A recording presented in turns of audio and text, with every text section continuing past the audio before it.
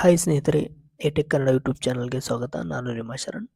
ಇವತ್ತಿನ ವಿಡಿಯೋದಲ್ಲಿ ನಾನು ನಿಮಗೆ ನಿಮ್ಮ ಒಂದು ಹಳೆ ಫೋನ್ನಲ್ಲಿ ಇರ್ತಕ್ಕಂಥ ಎಲ್ಲ ಡೇಟಾವನ್ನು ಹೊಸ ಫೋನಿಗೆ ಯಾವ ರೀತಿ ಟ್ರಾನ್ಸ್ಫರ್ ಮಾಡೋದು ಅಂತ ತಿಳಿಸ್ಕೊಡ್ತೀನಿ ಸ್ನೇಹಿತರೆ. ಬನ್ನಿ ಸ್ನೇಹಿತರೆ, ವಿಡಿಯೋನ ಸ್ಟಾರ್ಟ್ ಮಾಡೋಣ. ನೀವು ಆಲ್ರೆಡಿ ವಿವೋ ಫೋನನ್ನು ಯೂಸ್ ಮಾಡ್ತಾ ಇದ್ರೆ ನಿಮಗೆ ಬೈ ಡಿಫಾಲ್ಟ್ ಆಗಿ ಈಜಿ ಶೇರ್ ಅಂತ ಆ್ಯಪ್ ಇರುತ್ತೆ. ಅದನ್ನು ಯೂಸ್ ಮಾಡಿಕೊಂಡು ನೀವು ಡೇಟಾವನ್ನು ಟ್ರಾನ್ಸ್ಫರ್ ಮಾಡ್ಬೋದು. ಇಲ್ಲ ಅಂದರೆ ನೀವು ಅದನ್ನು ಪ್ಲೇಸ್ಟೋರ್ನಲ್ಲಿ ಡೌನ್ಲೋಡ್ ಮಾಡಿಬಿಟ್ಟು ಓಪನ್ ಮಾಡಿದಾಗ ನಿಮಗೆ ಇಲ್ಲಿ ಕೆಳಗಡೆ ಒಂದು ಏನು ಈ ಚೌಕಾಕಾರ ಕಾಣಿಸುತ್ತಲ್ಲ, ಇದನ್ನು ಟಿಕ್ ಮಾಡಿಬಿಟ್ಟು ಅಗ್ರಿ ಕೊಡಿ ಅಷ್ಟೇ. ನೀವು ಅಗ್ರಿ ಕೊಟ್ಟಾಗ ನಿಮಗೆ ಇಲ್ಲಿ ಎರಡು ಮೇಜರ್ ಆಪ್ಷನ್ಸ್ ಕಾಣಿಸುತ್ತೆ.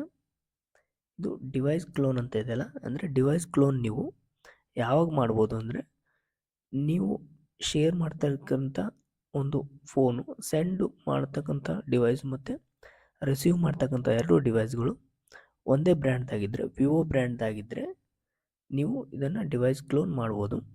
ಇಲ್ಲಾಂದರೆ ಕೆಳಗಡೆ ಫೈಲ್ ಟ್ರಾನ್ಸ್ಫರ್ ಅಂತ ಇದೆಯಲ್ಲ, ಇದನ್ನು ಬಳಸ್ಕೊಂಡು ಎಲ್ಲ ಡೇಟಾವನ್ನು ಟ್ರಾನ್ಸ್ಫರ್ ಮಾಡ್ಕೊಳ್ಬೋದು ಸ್ನೇಹಿತರೆ. ಬನ್ನಿ ವಿಡಿಯೋನ ಸ್ಟಾರ್ಟ್ ಮಾಡೋಣ.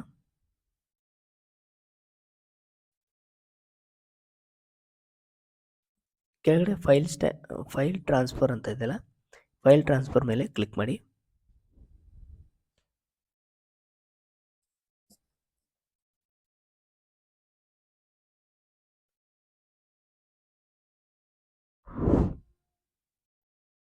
ನೋಡಿ ಸ್ನೇಹಿತರೆ, ನೀವು ಫೈಲ್ ಟ್ರಾನ್ಸ್ಫರ್ ಮಾಡಿದಾಗ ನಿಮಗೆ ಈಗ ನೀವು ಯೂಸ್ ಮಾಡ್ತಕ್ಕಂಥ ಫೋನು ಏನಾದರೂ ಹಳೆ ಫೋನ್ ಆಗಿದ್ದರೆ, ಅಂದರೆ ಈ ಫೋನಿಂದ ಬೇರೆ ಫೋನ್ಗೆ ಡಿವೈಸ್ಗೆ ನೀವು ಡೇಟಾವನ್ನು ಟ್ರಾನ್ಸ್ಫರ್ ಮಾಡಬೇಕಾಗಿದ್ದರೆ ನೀವಿಲ್ಲಿ ಐ ವಾಂಟ್ ಟು ಸೆಂಡ್ ಅಂತ ಕೊಡಬೇಕು. ಐ ವಾಂಟ್ ಟು ಸೆಂಡ್ ಅಂತ ಕೊಟ್ಟರೆ ನೀವು ನಿಮ್ಮ ಹಳೆ ಫೋನಿಂದ ಡೇಟಾವನ್ನು ಟ್ರಾನ್ಸ್ಫರ್ ಮಾಡ್ಬೋದು.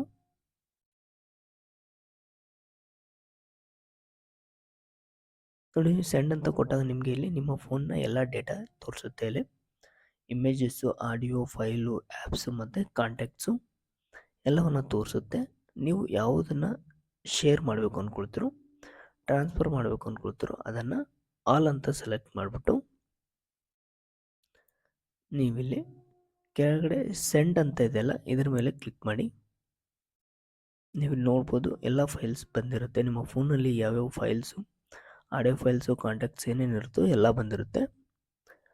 ಸಿಂಪಲ್ಲಾಗಿ ನೀವು ಸೆಲೆಕ್ಟ್ ಮಾಡಿಬಿಟ್ಟು ಆಲ್ ಸೆಲೆಕ್ಟ್ ಮಾಡಿಬಿಟ್ಟು ಕೆಳಗಡೆ ಸೆಂಡ್ ಅಂತ ಇದೆಯಲ್ಲ, ಈ ಸೆಂಡ್ ಆಪ್ಷನ್ ಮೇಲೆ ಕ್ಲಿಕ್ ಮಾಡಿ. ಜಸ್ಟ್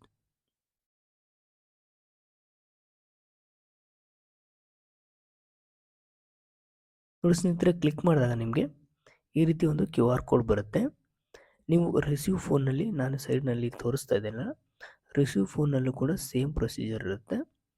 ನೀವು ಅಲ್ಲಿ ಇದನ್ನು ಸ್ಕ್ಯಾನ್ ಮಾಡಿದಾಗ ಓಕೆ ಅಂತ ಕೊಡಿ.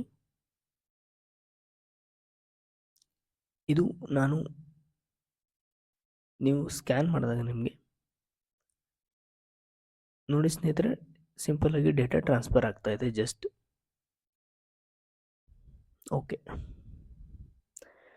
ಓಕೆ ಸ್ನೇಹಿತರೆ, ಈ ಒಂದು ಡೇಟಾ ಟ್ರಾನ್ಸ್ಫರ್ ಆಯಿತು.